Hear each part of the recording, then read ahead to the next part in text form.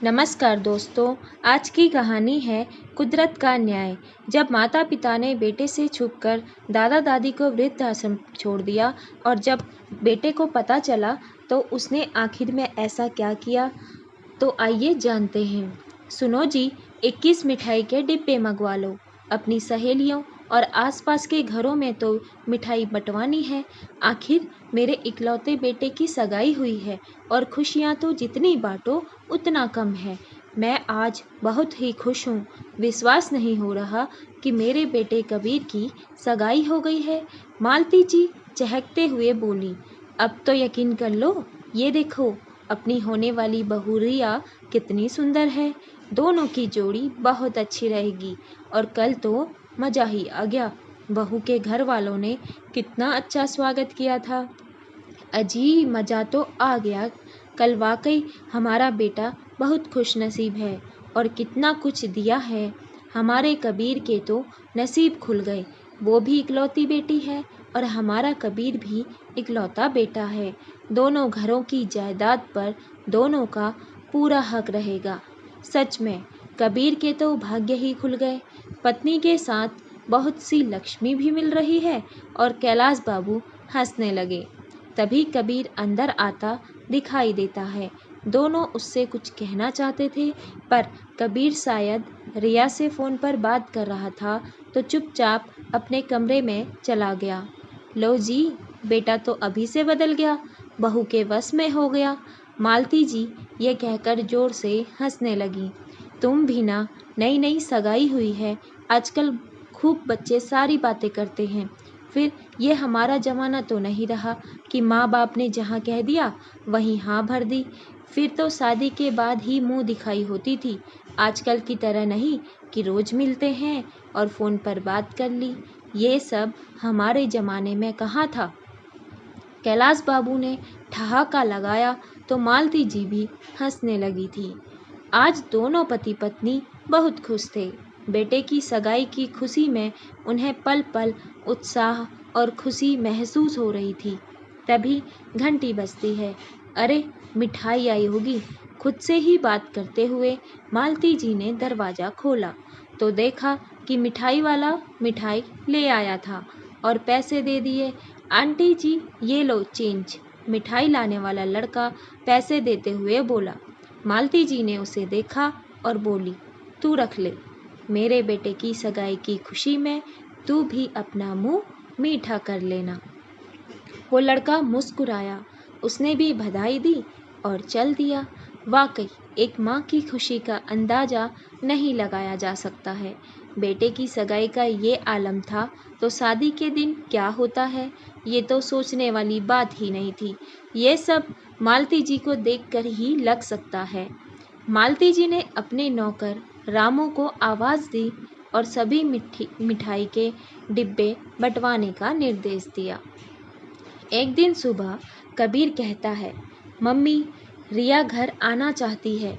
उसे अपने कमरे का इंटीरियर देखकर कुछ बदलाव करवाने हैं। लेकिन बेटा, इंटीरियर तो फाइनल हो गया है। मैंने कल ही सब कुछ उसे बता दिया था और एडवांस भी दे चुकी हूँ। मालती जी ने कबीर से जब ऐसा कहा तो कबीर बोला, लेकिन मम्मी, वो तो रिया का कमरा है, तो वो अपने हिसाब से ही कमरे में साज सज्जा करवाएगी। फिर हम वापस पैसे थोड़ी मांग रहे हैं। बस वो अपनी पसंद से कलर और फर्नीचर बता देगी। इतना सुनते ही मालती जी का चेहरा उतर गया। ठीक है, जैसी तुम लोगों की मर्जी। ऐसा बोलकर मालती जी अपने कमरे में चली गई। आपने देखा, कबीर ने पहली बार मेरी पसंद पर सवाल उठाया है। ज़रूरी है रिया अपनी पसंद से अपना कमरा बनवाए। सास ससुर की भी तो कुछ पसंद होती है। मैंने भी आजकल के ज़माने के हिसाब से बनवाया है। हाँ, लेकिन कमरा तो रिया का ही होगा, तो वो अपनी पसंद से अपना कमरा सजाएंगी। कैलाश बाबू ने कहा। तो इतने में मालती जी को अपनी शादी का वाकया याद आ गया। जब वो घर पर बहू बनकर आई थी, कमरे के पर्दे देखकर कितना गुस्सा हुई थी। भला ऐसे भी कोई पर्दे लगवाता है। आपकी माँ की भी अजीब पसंद है। मेरा कमरा है, मुझे अपने तरीके से सजाना है। मेरे कमरे में अपनी पसंद के पर्दे, पेंटिंग और फूलदान होंगे, उनकी पसंद के नहीं। थोड़े दिनों बाद ही उन्होंने पूरा कमरा अपनी पसंद से तैयार करवा लिया था। मालती जी की सास को दुख हुआ, पर वो कुछ नहीं बोली। कुछ दिनों बाद मालती जी बाजार गईं और रिया के लिए कुछ गहने पसंद कर लिए और घर आकर कबीर को बता दिया। क्या मम्मी, आपको ये गहने नहीं पहनने हैं, आपको रिया को साथ ले जाना चाहिए था। आखिर उसको पहनने हैं ये गहने, इसीलिए उसकी और आपकी पसंद अलग है। आगे से कुछ भी करने से पहले एक बार पूछ लेना। मैं कल रिया को बुला लूँगा तो वो अपनी पसंद के गहने ले लेगी। कबीर के मुंह से ये बातें सुनकर मालती जी को बहुत बुरा लगा। वे सोचने लगी कि क्या माता पिता की कोई पसंद नहीं होती है? क्यों आजकल के बच्चे ये बात नहीं समझते हैं? इतना वो सोच ही रही थी कि वह फिर पुराने दिनों में पहुंच गई। वो जब शादी होकर आई थी तो उनकी सास ने अपने पूर्वजों के गहने उसे दिए थे, जिस पर घर की हर बहू का अधिकार होता है। गहने काफ़ी पुराने थे तो मालती जी ने पहनने से मना कर दिया था। आजकल ऐसे गहने कौन पहनता है? इनके बदले मुझे कुछ नए गहने दिला देते। उन्होंने अपने पति से शिकायत की तो उन्होंने मालती जी को समझाया। मालती, रख लो, माँ ने इतने प्यार से दिए हैं। अब तुम इस घर की बहू हो और तुम्हें अपने खानदान की विरासत को संभाल कर रखना चाहिए। कैलाश जी के लाख समझाने के बाद भी जब मालती जी नहीं मानी तो उन्होंने सारे पुराने गहने बेचकर नए बनवा लिए। मालती जी ने तब अपनी सास की एक ना सुनी। कैलाश बाबू ने भी समझाया था कि इतने जड़ाऊ गहने अब कहाँ मिलेंगे, तुम नए फिर कभी बनवा लेना, पर ये वाले मत बेचो। पर मालती जी ने ना तो अपने पति की सुनती थी, ना ही अपनी सास की। जिद पर ही अड़ गई थी। तब थक हार कर नए गहने बनवा लिए। वो अपनी यादों से बाहर आई और बोली, ठीक है बेटा, रिया को कल बुलाकर ले आना और उसकी पसंद के गहने बनवा देंगी। आखिर उसे पहनने हैं। शादी के दिन नज़दीक आ रहे थे। मालती जी ने रिया को गहने, कपड़े सब उसकी पसंद से ही दिलवा दिए। रात को वो अपने कमरे में आई तो देखा कैलाश बाबू कुछ उदास बैठे हुए हैं। क्या हुआ जी? बेटे की शादी नज़दीक आ रही है और आप उदास क्यों बैठे हैं? कैलाश जी ने जवाब दिया, हाँ मालती, आज मैं उदास हूँ। बेटे की शादी की बहू को लाने की कितनी खुशी होती है, ये आज मैं समझ पा रहा हूँ। जब मेरी शादी हुई थी तब मेरे माँ बाबूजी ने भी इतनी ही तैयारी की थी। उन्हें भी बहू को लाने का बड़ा चाव था, पर उन्हें क्या पता था यही बहू उन्हें घर से बेघर कर देंगी, वृद्धाश्रम पहुंचा देंगी। एकाएक मालती जी को भी झटका सा लगा, क्योंकि 2 दिन से वो भी तो यही सोच में थी। कैलाश बाबू आगे बोले, आज तुम घर घर मिठाइयाँ बांट रही हो, पर जिनका ये पोता है उन तक तो खबर भी नहीं पहुंची होगी कि कबीर की शादी हो रही है। सभी रिश्तेदार, जान पहचान वाले, अड़ोसी पड़ोसी होंगे, पर मेरे ही माँ बाबूजी नहीं होंगे। मैं भी मजबूर हूँ। तुमने मुझे कसम देकर जो बांध रखा है, तुमने ही उन्हें वृद्धाश्रम पहुँचाया है, तो तुम भी ज़्यादा खुश मत हो। क्या पता तुम्हारी बहू भी तुम्हें वहाँ पहुँचा दे। और वो सिसकने लगे। कैलाश बाबू को अपने माँ बापूजी की बहुत याद आ रही थी, लेकिन एक तरफ मालती जी, जिनको अंदर से लग तो रहा था कि ऐसा भी हो सकता है, लेकिन वह खुद से नहीं बोल पा रही थी। आखिर गलती जो हुई थी वह माफ़ी लायक तो बिल्कुल भी नहीं थी। फिर भी मालती जी बड़े उत्साह से कैलाश बाबूजी को कहती है, क्या आप भी गड़े मुर्दे उखाड़ रहे हो? मेरा मूड मत खराब करो। किसी को नहीं पता कि तुम्हारे माँ बाबूजी वृद्धाश्रम में हैं। सबको यही बता रखा है कि वो 4 धाम की यात्रा पर गए थे। वहीं पर बस खाई में गिर गई और उनकी लाश तक नहीं मिली। हमारे कबीर को भी यही पता है, तो अब आप ढिंढोरा क्यों पीट रहे हो? वैसे भी वो वहाँ खुश हैं, दोनों को समय पर खाना मिलता है और मज़े से रहते हैं, और क्या चाहिए? अपनी पत्नी के मुंह से ऐसी बातें सुनकर कैलाश जी व्यंग्य करते हुए बोले, अपनों का साथ और प्यार तो नहीं मिलता है। आज वो यहाँ होते तो हमसे ज़्यादा कबीर की शादी को लेकर खुश होते, मगर अफसोस तुमने उन्हें वृद्धाश्रम पहुंचाकर ही सांस ली। तुम्हारी अपने सास ससुर से कभी नहीं बनी। धीरे बोलो, कबीर सुन लेगा। और आप क्या चाहते हैं, इस उम्र में हमारा बेटा हमसे नफरत करे?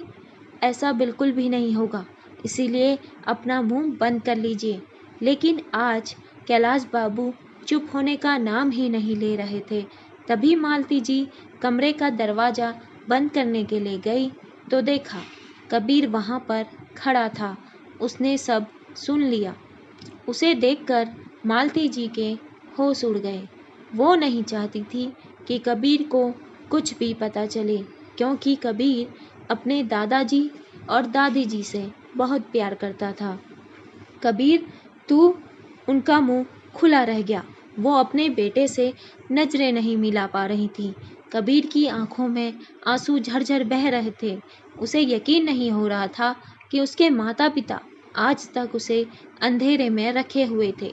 वह समझ ही नहीं पा रहा था कि वो ऐसा क्या सुन बैठा है आज। जिन दादा दादी को वो मरा हुआ समझकर दुखी था, आज अचानक पता चलता है कि वह जिंदा है, बल्कि उसकी खुद की माँ ने अपने आराम के चक्कर में उनको तड़पने के लिए छोड़ रखा है। बड़ी हिम्मत करके वह अपनी माँ से बोलता है, मम्मी, आपने उनको वृद्धाश्रम में रख रखा है, वो जिंदा है। वो दौड़कर कमरे में गया और उनकी फ़ोटो से माला हटाने लगा।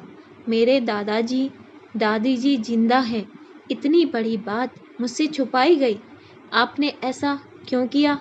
माना लड़ाई हर घर में होती है, पर इसका मतलब यह नहीं कि उस सदस्य को घर से ही निकाल दिया जाए। बरसों हो गए मैं उनके प्यार से वंचित रहा।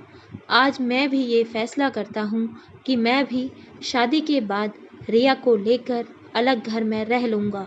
मैं ये तो नहीं कर सकता कि मैं अपने मम्मी पापा को घर से बाहर निकालकर वृद्धाश्रम पहुँचा दूँ, पर मैं तो उनसे अलग तो रह ही सकता हूँ। आपसे उनकी सेवा नहीं होती है और आप मुझसे उम्मीद लगाए बैठे हैं कि आपकी बहू आएगी और आपकी सेवा करेगी। अरे, आप तो सेवा के लायक नहीं हैं। जो कर्म किए हैं उसे तो आपको भुगतना ही होगा। आपने जीते जी उन्हें अपने परिवार से दूर कर दिया, तो आप भी अपने परिवार के लिए तरसेंगे, हमेशा के लिए तरसेंगे।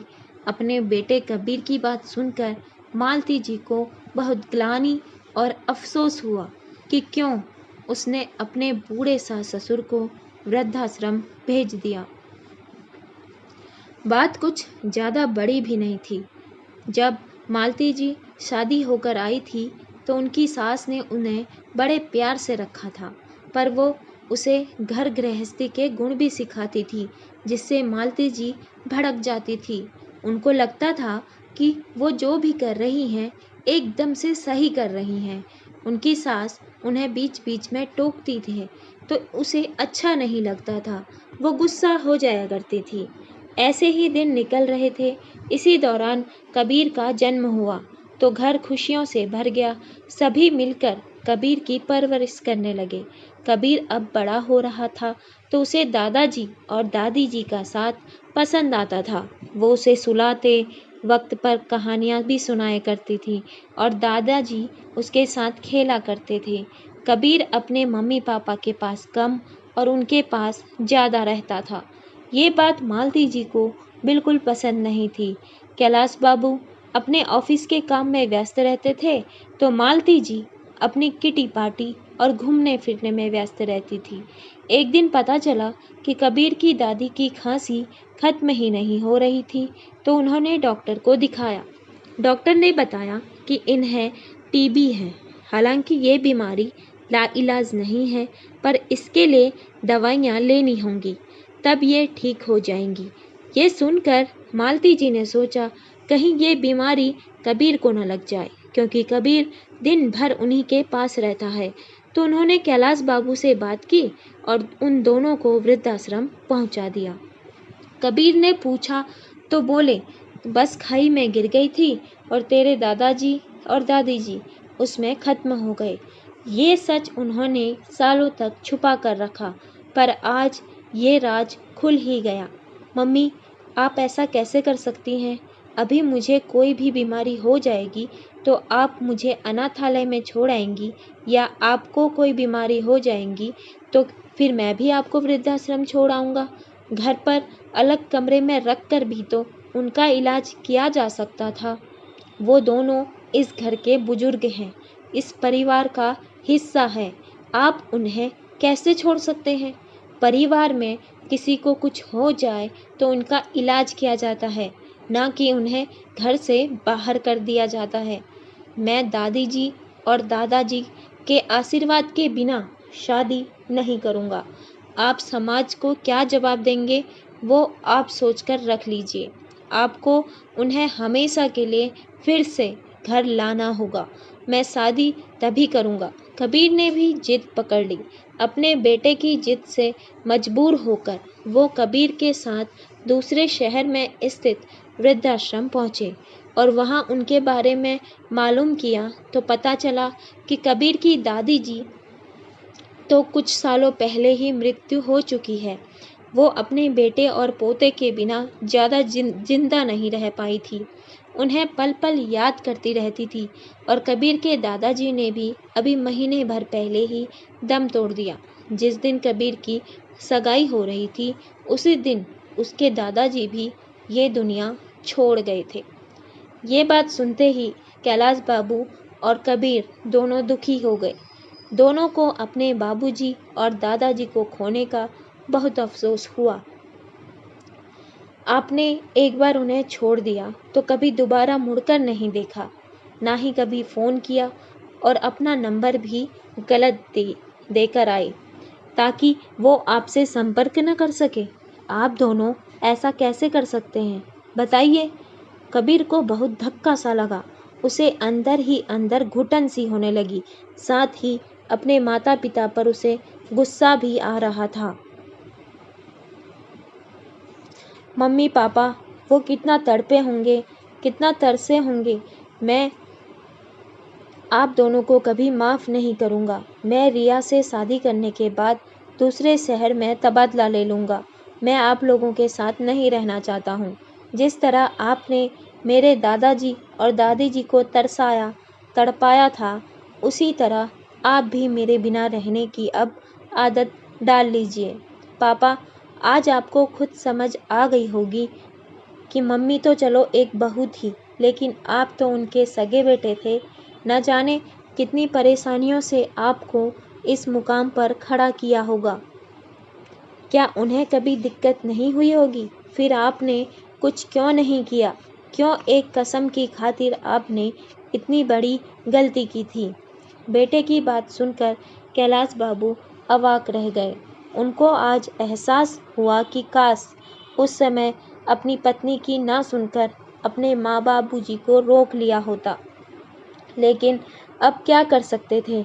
अब पछतावे होत क्या जब चिड़िया चुग गई खेत। जिसने भी ये कहावत कही है, बड़ी खूब कही है।